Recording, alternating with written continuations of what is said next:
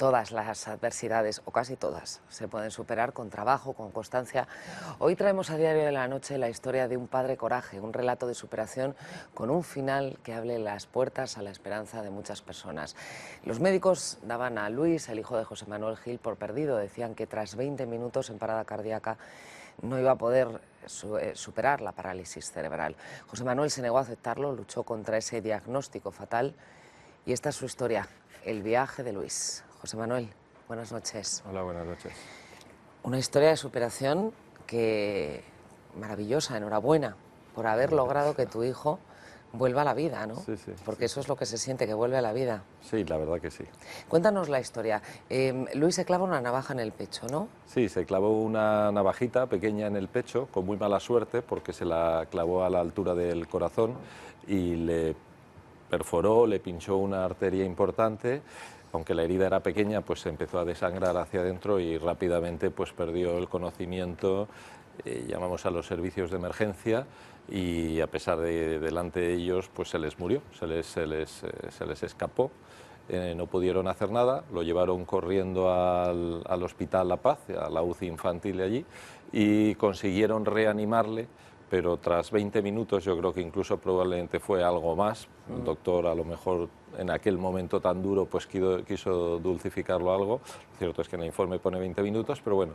Y en fin, pues Luis, lógicamente yo ya en aquel momento sabía que lo grave en sí no era la herida, puesto que ya habían conseguido reanimarle, sino que lo grave iba a ser el daño cerebral, porque claro, no olvidemos que 20 minutos es una eternidad, 20 minutos para el cerebro es una eternidad, ¿no? Y entonces los médicos os dicen, le hemos salvado la vida, pero probablemente no despierte nunca más, estará en coma para siempre. Quedó en coma, los médicos ahí fueron prudentes, dijeron que había que esperar. Luego ocurrió una situación más grave aún, si cabe, porque a los 5 días le dio un edema cerebral, el cerebro se expande, el cráneo impide que se expanda dentro y por tanto pues los vasos sanguíneos se vuelven a comprimir, vuelve a no circular sangre, vuelve a haber hipoxia y esto además dura horas o días incluso, ¿no? Y Luis, tras ese edema cerebral, pues ya si antes no tenía ninguna respuesta, posteriormente aún menos, ¿no? De hecho, una de las cosas que no se menciona en el libro es que los médicos, efectivamente, como bien se ha comentado, le dieron por un caso, algunos médicos dijeron que aquello era imposible, digamos, que no tenía solución, ¿no? Hubo un par de médicos, uno de ellos, el intensivista de la UCI, el doctor Godet, que decidieron intentar todo lo posible, pues que si saliera adelante, que saliera del coma, o por lo menos, digamos, que mantuviera las constantes vitales. Eso ocurrió, pero una vez que pasó el edema cerebral, pues ya nos dijeron, bueno, pues ahora hay que estimularle y, en fin, y esperar a ver qué ocurre con él, ¿no? Lo lógico es, o lo habitual, no sé si lo lógico, después de escuchar tu historia desde luego no lo es, lo habitual sería llorar, sufrir, decir esto es lo que hay y acompañarle al lado de una cama en el hospital. Pero tú decides rebelarte y decir, tengo que sacar a mi hijo de ahí, ¿no? Sí, bueno, ahí la esperanza, de una de las cosas que sí que hay que transmitir a nuestros oyentes es que la esperanza no hay que perderla. De hecho, el motivo de haber escrito el libro precisamente es para que otros padres que se puedan encontrar en esta misma situación, padres u otras personas, porque esto es exactamente igual de aplicable a un mayor que le haya dado un ictus e incluso a personas que sin haber sufrido un accidente cerebral pues tengan alguna, digamos, enfermedad, porque todo lo que viene en el libro va en dirección de mejora del cerebro. Pero una cosa es la esperanza y dejarlo en manos de otros, los profesionales, los que saben, porque tú conoces la medicina, ya te hemos visto hablar, pero no eres médico. Y otra cosa es decir, no, esto es una tarea personal y yo voy a luchar para sacar a mi hijo del coma. Sí, ¿Cómo lo haces? Sí, efectivamente. Lo que ocurrió es que, bueno, nos dijeron que había que estimularle y yo ahí pues puse toda la imaginación para intentar que despertara a Luis, que era el primer paso para luego poder rehabilitarle, ¿no? Entonces, bueno, pues me llevaba a la UCI un spray de gas que le daba por todo el cuerpo. El gas, al expandirse rápidamente, se enfría. Todos hemos experimentado cuando recargamos un mechero, se nos hielan los dedos porque el gas se escapa, ¿no? Luego me llevé también unos cascos con un micrófono, le llevé unas gafas multimedia que le hice a Luis. Yo en aquel momento no sabía que se había quedado ciego ya.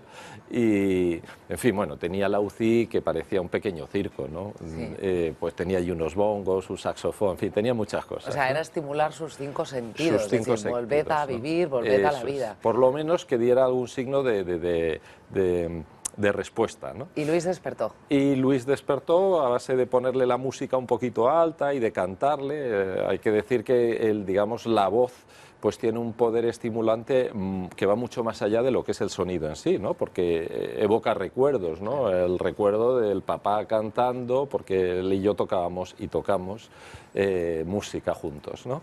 Y en fin, así despertó Luis. Y una vez que despertó, bueno, yo en aquel momento dije, hay que ponerse en marcha con un plan de rehabilitación intensivo. Hay que decir que yo vengo de familia de médico, padre médico, madre farmacéutica, y llevaba años leyendo acerca del cerebro, pues un tema que me interesa y de cómo se ralentiza el envejecimiento del cerebro y del cuerpo en su conjunto, ¿no? Y entonces en aquel momento pues casi ni lo pensé, dije, esto es lo que hay que hacer. Y empezamos la rehabilitación de manera además muy sorprendente en la propia UCI, ¿no? Recuerdo que nos llevábamos unas pesitas, empezamos a hacer ejercicio de pesas dentro de la propia UCI, ¿no? ¿Pero el programa lo marcabas tú o lo marcaban No, lo marcaba yo. médicos? No, los médicos... Los médicos vieron que le despertaste y dijeron, señor, haga usted Sí. lo que quiera con su hijo, Sí, nosotros sí. estamos aquí por si algo falla, ¿no? Pues más o menos, sí. La verdad que nos miraban con cara rara, ¿no? Cara de sorpresa.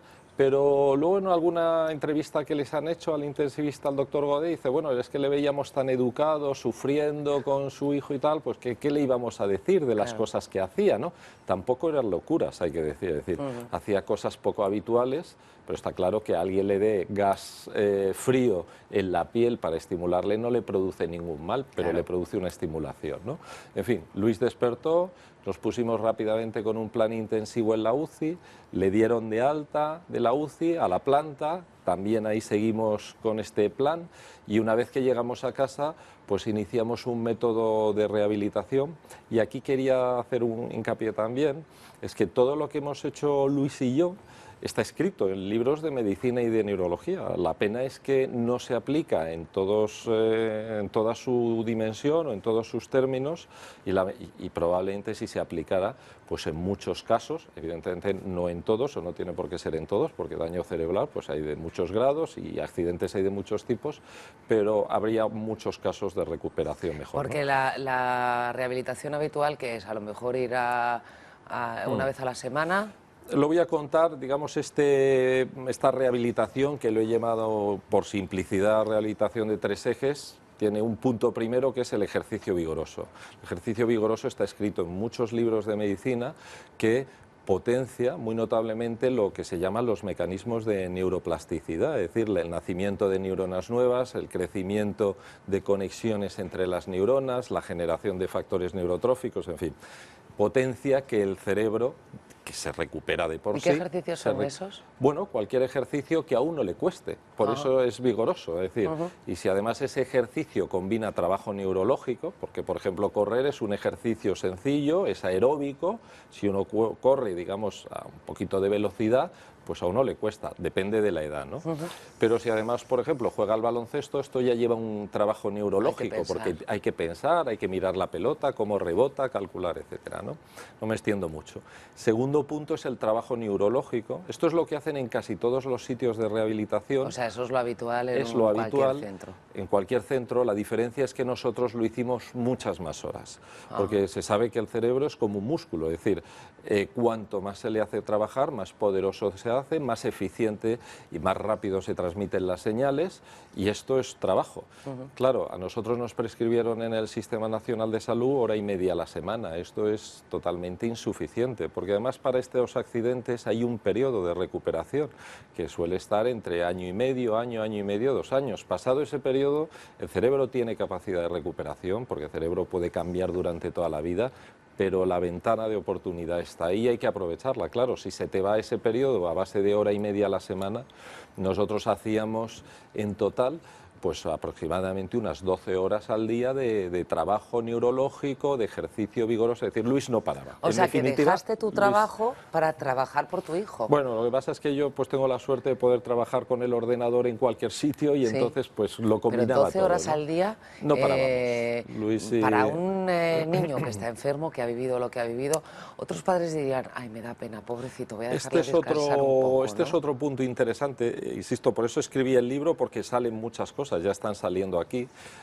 Una de las cosas que a nosotros nos decían los rehabilitadores, que Luis también tuvo, y yo hago aquí en el libro, hago hincapié en que todos los padres, en todo caso, siempre tienen que contar con los médicos y con los rehabilitadores, porque lo más probable es que no todos ellos hayan leído libros de medicina, ¿no? Y de neurología, pero contando con ellos y con lo que ellos les prescriban, luego pueden hacer muchas más cosas en casa, ¿no? Muchas más horas, y van a acabar seguro mejor.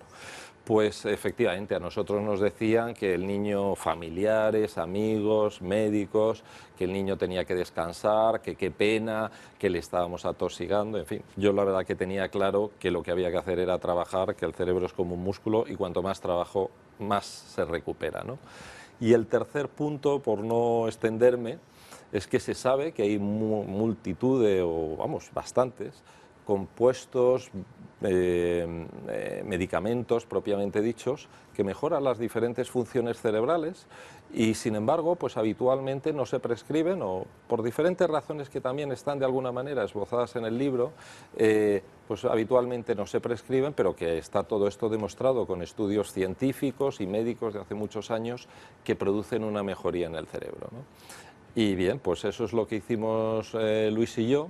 Y, en fin, la verdad que Luis está hoy totalmente recuperado. Tuvo una recuperación espectacular en los 6 primeros meses. De hecho, le permitió ir al colegio a los 4 meses y medio.